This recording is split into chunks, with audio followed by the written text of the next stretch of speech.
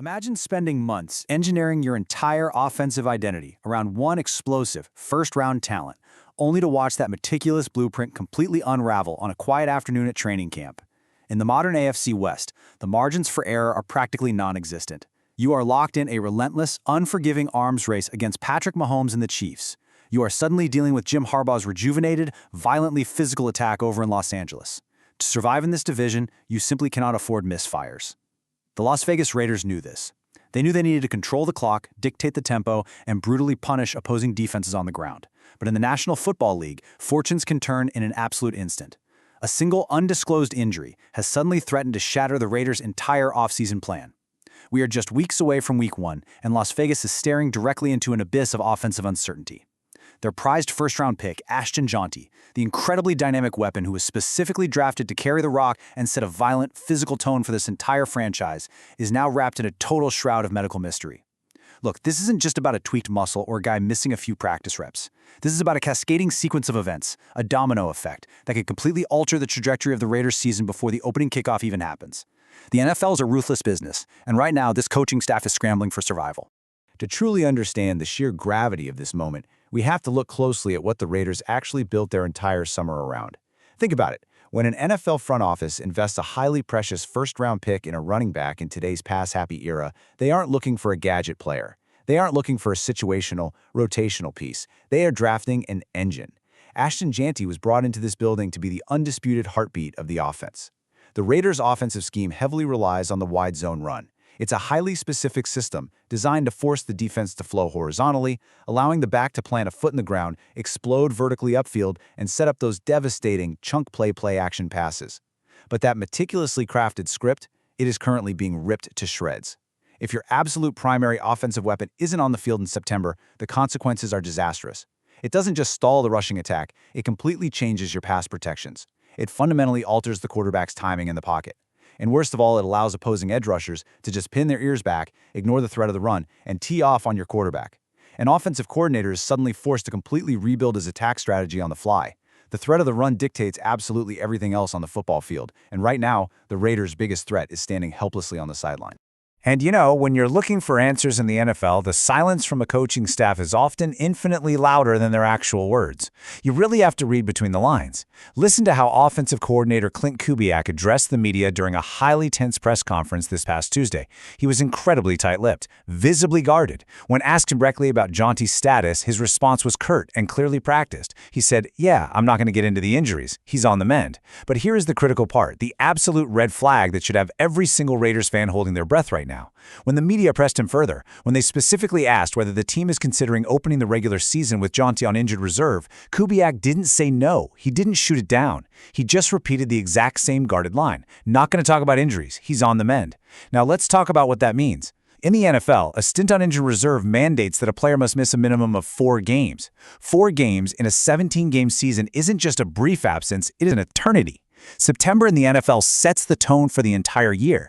Going 0-4 or 1-3 because your offense completely stalled out doesn't just ruin a month, it buries your season before the leaves even begin to change color. Kubiak's repeated refusal to rule out an IR stint sends a massive, undeniable shockwave through the entire organization. So what actually happens when that first domino officially falls?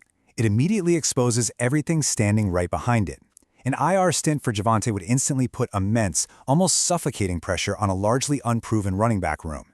In this league, your depth chart is your only safety net, and right now, the Raiders' safety net is looking dangerously frayed.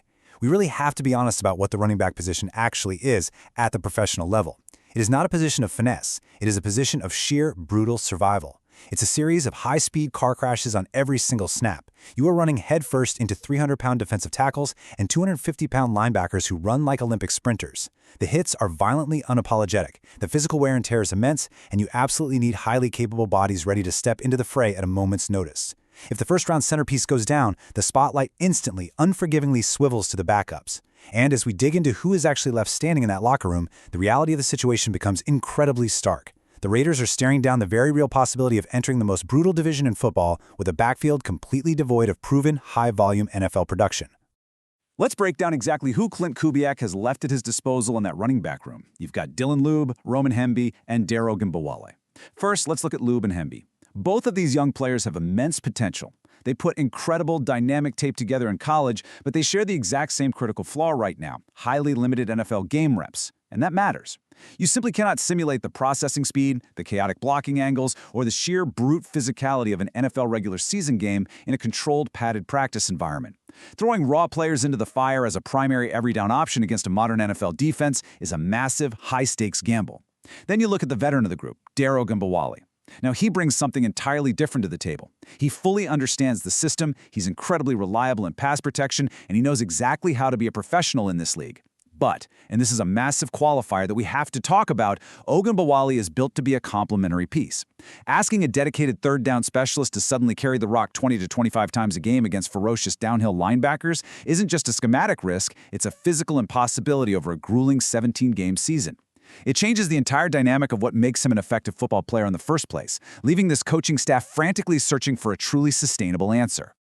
So, where does an NFL franchise turn when the drafted savior goes down and the backups lack the necessary resume to carry the load?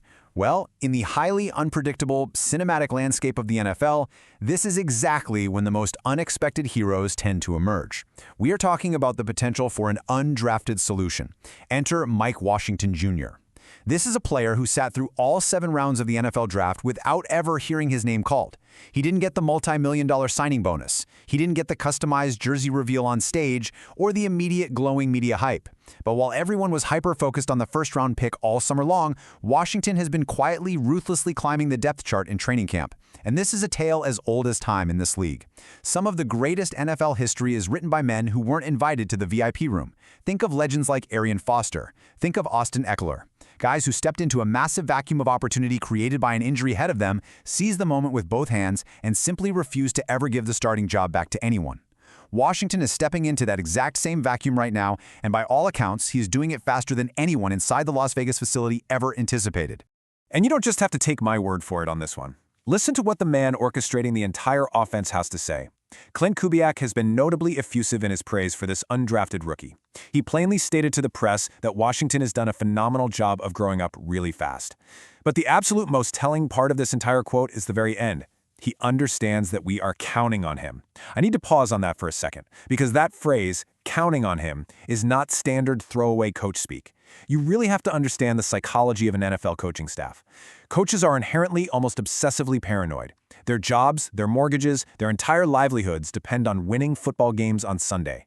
They do not willingly hand the keys of a multi-million-dollar offensive machine to an undrafted rookie unless they are in a state of absolute emergency or unless that rookie is undeniably, visibly special. Kubiak publicly shifting the weight of the franchise's running game onto Washington's shoulders is a massive gamble. When an offensive coordinator publicly acknowledges that level of reliance, it means this kid has earned a profound, incredibly rare level of trust in a remarkably short amount of time. But let's be totally clear. Earning that profound trust from an NFL staff is no small feat. Mastering the jump from a college playbook to a professional NFL system requires overcoming monumental, multi-layered hurdles. Let's break down exactly what Washington has had to master in just a few short months. First, new protections. In college, a running back might just run to a predetermined spot or throw a quick chip block on a defensive end. In the NFL, the running back is the quarterback's absolute last line of defense. If Washington misidentifies the Mike linebacker pre-snap, his quarterback isn't just getting sacked, he's potentially leaving the field on a medical cart. Second, reading fronts. NFL defensive coordinators disguise absolutely everything. They will show a standard 4-man front, shift to a 5-man front, and drop a safety right into the box a split second after the snap. A rookie has to process all of that chaotic movement in less than 1.5 seconds. Third, blitz pickups. You aren't blocking 20-year-old college kids anymore. You are stepping up into the A-gap to absorb a 250-pound veteran linebacker sprinting downhill at full speed. You have to drop your hips, anchor, use your hands, and hold the line. And finally, routes. You can't just leak out to the flat. You have to read the complex leverage of veteran cornerbacks, run intricate choice routes, and catch the football in tight, dangerous traffic. The fact that Mike Washington Jr. has absorbed this highly complex curriculum without drowning is precisely why he is rocketing up the depth chart. But as any coach will tell you, understanding the deep nuances of a playbook in a quiet, controlled meeting room is one thing. Executing it flawlessly when the stadium lights come on is another beast entirely. That brings us to Thursday's highly anticipated preseason action. As Klint Kubiak heavily cautioned, this upcoming game isn't just another meaningless August exhibition. It is the ultimate proving ground. Quite frankly, this is Mike Washington Jr.'s Super Bowl. Every single time he touches the field on Thursday, the microscopic, unforgiving lens of the NFL will be focused squarely on him.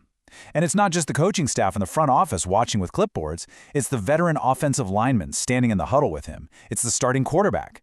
These are grown men who need to know without a shadow of a doubt if this kid can protect their livelihoods when the live bullets start flying for real. Does he hesitate in the hole? Can he correctly pick up the slot corner blitz on a crucial game-defining third down? Can he break the very first tackle at the point of attack? This isn't practice anymore. This is a live-fire audition for the starting running back job of the Las Vegas Raiders. The internal pressure is absolutely immense, and the consequences of this single performance will dictate the front office's strategy for the rest of the season. Which leaves us with the ultimate, looming question that is hanging over this entire franchise right now. Will Washington's performance on Thursday be enough to solidify this battered backfield, or will the Raiders be forced to look outside the building? If Washington falters even slightly, or if the coaching staff simply decides that the risk of rolling into September with an undrafted rookie and a razor-thin depth chart is just too great, the panic button gets pushed. They will be forced to explore the free agent market. There are veterans out there right now, names like Kareem Hunt, who have proven NFL resumes, who know exactly how to handle a heavy workload, and who are sitting at home, waiting by the phone for exactly this type of domino to fall. But bringing in a veteran isn't simple. It alters the salary cap, it shifts the carefully built locker room dynamic, and it completely rewires the team's identity heading into Week 1. Week 1 waits for no one in this league. The clock is relentlessly, loudly ticking in Vegas, and by Friday morning, the Raiders will either have crowned a new, highly unlikely undrafted hero, or they'll be desperately dialing a veteran's number to save their rushing attack. This is exactly the kind of high-stakes, cascading drama we track every single day here at NFL Nexus. Make sure you subscribe to NFL Nexus, like this explainer to help us out in the algorithm, and hit the comments right now. I want to hear from you. Do you actually trust the undrafted rookie to carry the load against the brutal AFC West? Or is it time for the Raiders to swallow their pride and bring in Kareem Hunt today? Let your opinion be heard down below. And if you really want to support the deep dives we do here, consider becoming a channel member. The NFL never sleeps, the margins are always razor thin, and neither do we. We'll see you in the next one.